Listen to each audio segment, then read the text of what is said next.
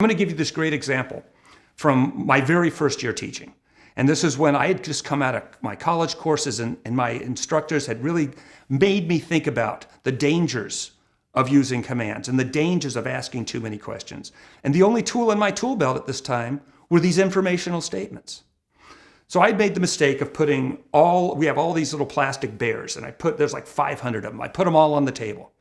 And these twin boys came in, Charlie and Sam, and they stood across the table from each other, and they did that thing twins do where they read each other's minds. And they just went, and knocked all the bears on the floor. And kids were stumbling on them and kicking on them and knocking them under the table, and they had to get back up on the table. And all I had were these informational statements. So I said, and this is all that came to me, the bears are on the floor, and they belong on the table. And Charlie and Sam just stood there looking at the bears on the floor. So I said it again. The bears are on the floor and they belong on the table. And Charlie and Sam just stood looking at the bears. But now, you see what's happened. Some time had gone by. 10 seconds, 15 seconds, 30 seconds. Now there was some space there and they were starting to do their thinking. So this time I said, the bears are on the floor and they belong on the table. And this time Sam bent down and picked up one bear and put it on the table. Then Charlie picked up one bear and put it on the table.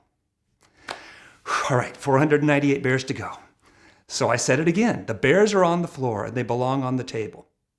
And this time I remembered to narrate what I saw. Sam is picking up a bear and putting it on the table. Charlie is picking up a bear and putting it on the table. And then I said, because adults are often about efficiency, and this was not an efficient method, I said, I'm going to help Charlie and Sam, and I scooped up a big handful of bears and put it on the table.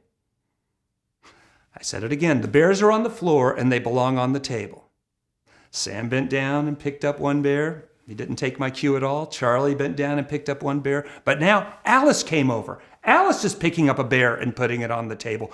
Jody is picking up a bear and putting it on a table. All right. So I said it again. The bears are on the floor and they belong on the table. Sam is picking up a bear and putting it. Charlie's putting a bear on the table. Alice is putting a bear on the Jody's putting Sandra's, and pretty soon we had like 6 or 7 kids putting the bears on the table. And it took us 25 minutes. I'm not saying that this method is fast. It's just more effective and honors the children. We eventually took us 25 minutes. We got all the bears back on the table, one at a time. And then sure enough, Charlie and Sam knocked them all on the floor again. So I started the process again. The bears are on the floor and they belong on the table. By the time we were done this time, I started narrating what was going on. We probably had a dozen kids putting the bears back on the table. This was not about cleaning up. This was what the community was doing. This is what perhaps your family is doing.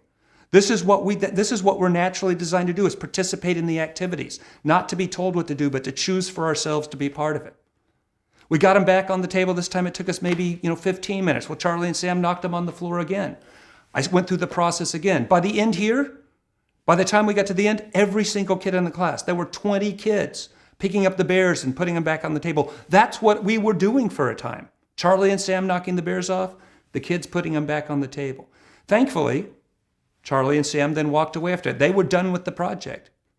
And we all know, 9 times out of 10, what happens is the kid who knocks them on the floor runs away. But that's okay. If we start narrating, we start telling the story, we start making informational statements, Alice will still come over, Jody will still come over, because we've created the space for them to think for themselves. And they will put the bears back on the table.